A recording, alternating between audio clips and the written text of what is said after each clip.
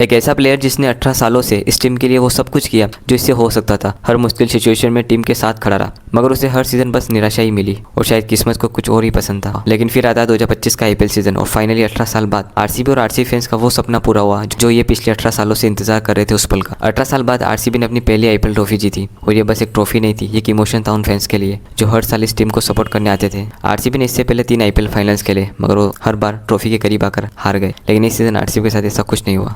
तो चलिए जानते हैं आरसीबी आईपीएल 2025 की चैंपियन कैसे बनी। सबसे पहले हम बात करते हैं आरसीबी के मेगा ऑक्शन की।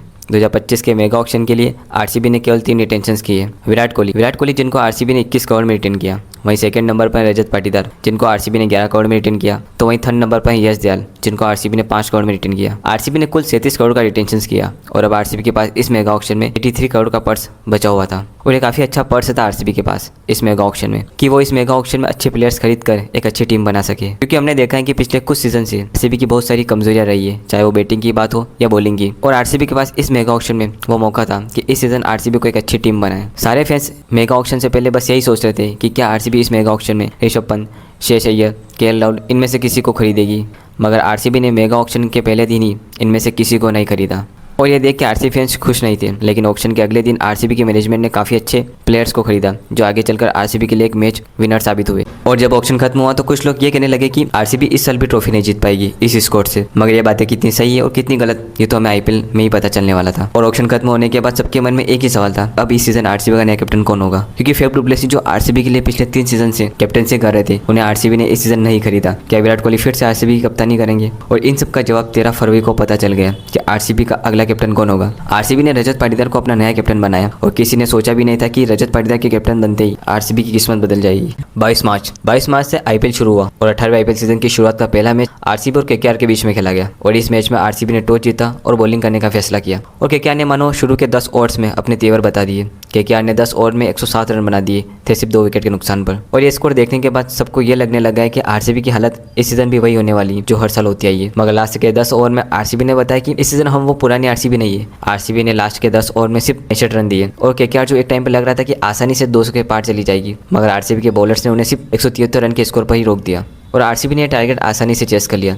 इस मैच के प्लेयर ऑफ द मैच रहे कुणाल पांड्या। वही कुणाल पांड्या जिनको आरसीबी ने मेगा ऑक्शन में खरीदने के बाद लोगों ने इनको ट्रोल करना शुरू कर दिया था क्योंकि कुणाल पांड्या आईपीएल में इतने कंसिस्टेंट रहे नहीं, मगर कुणाल ने अपने पहले मैच में ही अपनी परफॉर्मेंस से सबको बता दिया। और अब आरसीबी का अगला मैच होने वाला था सीएसके के साथ और ये मैच चेन्नई के चेपॉक स्टेडियम में होने वाला था। और हैरानी की बात यह थी कि आरसीबी ने इस ग्राउंड पर सीएसके को 16 साल पहले हराया था और सबको यही लग रहा था कि ये मैच सीएसके आसानी से जीत जाएगी। मगर इस बार आरसीबी की टीम वो टीम नहीं है जो हमें हर साल दिखाई देती है। इस बार आरसीबी टीम में कुछ अलग बात थी, जहाँ हर सीजन आरसीबी की या तो बॉलिंग कमजोरी रहती थी या फिर बैटिंग। मगर इस सीजन आरसीबी एक परफेक्ट टीम दिखाई दे रही है, चाहे वो बॉलिंग की बात हो चाहे बैटिंग की। आरसीबी ने पहले बैटिंग की और बना दिए 196 रन और इसमें रजत पाटीदार की वो शानदार 51 रन की पारी और अब सीएसके के सामने था 197 रन का टारगेट और सबको यही लग रहा था कि आरसीबी सीएसके को इस मैदान पर नहीं हरा सकती। मगर सीएसके के पिछले 6 साल से एक सबसे बड़ी समस्या रही है 180 के ऊपर का टारगेट चेज ना कर पाना और वही हुआ इस मैच में भी। सीएसके 20 ओवर में सिर्फ 146 रन नहीं बना पाई और ये मैच आरसीबी ने 50 रन से जीत लिया। आरसीबी ने सिर्फ ये मैच नहीं जीता, सीएसके के उस घमंड को भी तोड़ा जो पिछले 16 सालों से चला आ रहा था और आरसीबी ने इस सीजन लगातार अपना दूसरा मैच जीत लिया। और अब आरसीबी का अगला मैच था गुजरात टाइटंस के खिलाफ और वो भी अपने होम ग्राउंड चिन्नास्वामी के मैदान पर। मगर आरसीबी ये मैच 8 विकेट से हार जाती है और इस तरह आरसीबी अपने पहले हाफ तक 7 मैचों में से 4 मैच जीत चुकी थी और इसके बाद आरसीबी पंजाब, राजस्थान, सीएसके और डीसी से लगातार 4 मैच जीत जाती है और अब आरसीबी का क्वालिफाई होना तय था। मगर आरसीबी की नजर सिर्फ क्वालिफाई पर नहीं थी, उनकी नजर थी टॉप 2 में फिनिश करना और अगर आरसीबी को टॉप 2 में पहुंचना था तो उनको लखनऊ सुपर जायंट्स से मैच जीतना जरूरी था। अगर आरसीबी ये मैच हार जाती है तो उसे फिर एलिमिनेटर में जाना पड़ता। आरसीबी और लखनऊ के मैच में वो हुआ जो किसी ने सोचा भी नहीं होगा। लखनऊ ने पहले बैटिंग की और इस मैच में ऋषभ पंत, वही ऋषभ पंत जिनका ये आईपीएल सीजन कुछ खास नहीं गया था अपनी बैटिंग को लेकर, काफी स्ट्रगल कर रहे थे, लेकिन इस मैच में ऋषभ पंत ने 118 रन बना दिए और लखनऊ के स्कोर को पहुंचा दिया 227 रन तक। आरसीबी के लिए ये टारगेट काफी बड़ा था, लेकिन अगर आरसीबी को टॉप 2 में पहुंचना था तो ये मैच जीतना जरूरी था आरसीबी के लिए। विराट और साल ने आरसीबी को एक अच्छी शुरुआत दिलाई पावर प्ले में, लेकिन पावर प्ले खत्म होते आरसीबी के लगातार विकेट गिरने लगे। विराट कोहली भी इस मैच में 54 रन बनाकर आउट हो गए और विराट कोहली के आउट होने के बाद लगा कि शायद यहाँ से आरसीबी का जीतना मुश्किल हो सकता है। मगर जिस तरीके से आरसीबी सीजन खेली है, सबको विश्वास था कि यहाँ से कोई ना कोई प्लेयर तो हमें मैच जितवा देगा। और क्रीज पे थे जितेश शर्मा और मयंक अग्रवाल। इन दोनों ने आरसीबी की पारी को संभाला और इस कदर संभाला कि एक टाइम पे जहाँ लग रहा था कि लखनऊ आसानी से मैच जीत जाएगी। वहीं इन दोनों ने पूरे मैच का रुख ही पलट दिया और इस मैच में जितेश शर्मा ने सिर्फ 33 बॉल में 85 रन बना दिए, तो वहीं दूसरी ओर मयंक अग्रवाल ने भी 41 रन की पारी खेली और ये मैच आरसीबी ने जीत लिया और आईपीएल की हिस्ट्री में ये थर्ड सबसे हाईएस्ट रन चेस था और इसी के साथ आरसीबी पहुंच चुकी थी टॉप 2 में। क्वालीफाई फर्स्ट में आरसीबी के सामने थी पंजाब किंग्स। दोनों ही टीम इस सीजन काफी अच्छा खेली और इस मैच में वो होने वाला था जो किसी ने सोचा भी नहीं था। टॉस जीता आरसीबी ने और पहले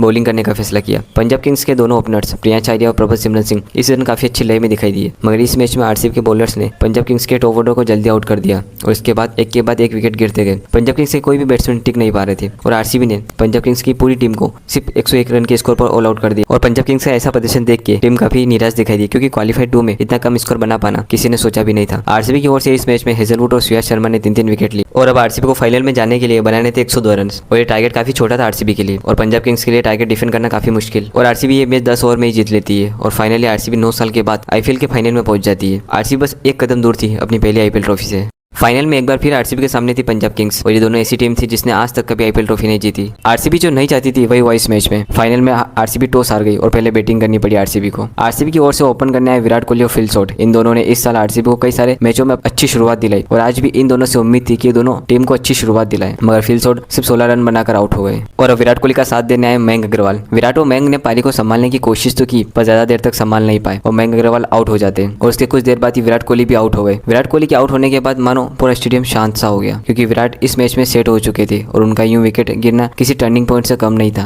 विराट कोहली जब आउट हुए तो आरसीबी का स्कोर था 15 ओवर में 131 रन और अगर आरसीबी को ये ट्रॉफी अपने नाम करनी थी तो उन्हें एक अच्छा टोटल बनाने की जरूरत और वही किया जितेश शर्मा और लिविंगस्टन ने। इन दोनों ने लास्ट के ओवर्स में तेजी से रन बनाए, मगर जितेश शर्मा आरसीबी को फिनिशिंग टच नहीं दे पाए जो आरसीबी को जरूरत थी। जितेश शर्मा के आउट होने के बाद रन गति पर मानो रोक सी लग गई और जहां एक टाइम पर लग रहा था कि आरसीबी आसानी से 200 बना लेगी, आरसीबी सिर्फ 190 रन ही बना पाई। मगर देखा जाए तो ये काफी अच्छा टोटल था फाइनल मैच में, क्योंकि आसान नहीं होता है प्रेशर वाले मैच में चेस कर पाना और आरसीबी के लिए जिस तरीके से उनके बॉलर्स ने बॉलिंग की है इस सीजन, सबको यकीन था कि आरसीबी ये टारगेट डिफेंड कर सकती है। अब बारी थी पंजाब किंग्स की और अगर पंजाब किंग्स को अपनी पहली आईपीएल ट्रॉफी जीतनी थी तो बनाने थे 191 रन। पंजाब किंग्स ने शुरुआत तो अच्छी की, मगर उस शुरुआत को ज्यादा देर बरकरार नहीं रख पाए। आरसीबी ने पंजाब के टॉप ऑर्डर को जल्दी आउट कर दिया और खास कर सबसे बड़ा विकेट लिया रोमारियो शेफर्ड ने शेष अय्यर का, जिनको 1 रन के स्कोर पर ही आउट कर दिया और उनका विकेट गिर जाने से मानो आरसीबी और आरसीबी फैंस में वो उम्मीद जग गई कि हम जीत सकते हैं, क्योंकि शेष अय्यर ने इस सीजन काफी अच्छी बल्लेबाजी की और कई सारे मैच जिताए हैं इस सीजन पंजाब को, तो आरसीबी के लिए सबसे बड़ा विकेट था। और इसके बाद आरसीबी के बॉलर्स ने लगातार पंजाब किंग्स के बैट्समैन पर प्रेशर बनाए रखा और इसके चक्कर में पंजाब किंग्स के कोई भी बैट्समैन टिक नहीं पा रहे थे। 17 ओवर में पंजाब किंग्स के 146 रन के स्कोर पर 7 विकेट गिर चुके थे और अब ये मैच पूरी तरीके से आरसीबी की तरफ जा चुका था। पंजाब किंग्स की ओर से शशांक सिंह ने पूरी कोशिश की पंजाब को मैच जिताने की, मगर पंजाब ये मैच हार गई और आरसीबी ने यह मैच 6 रन से जीत लिया।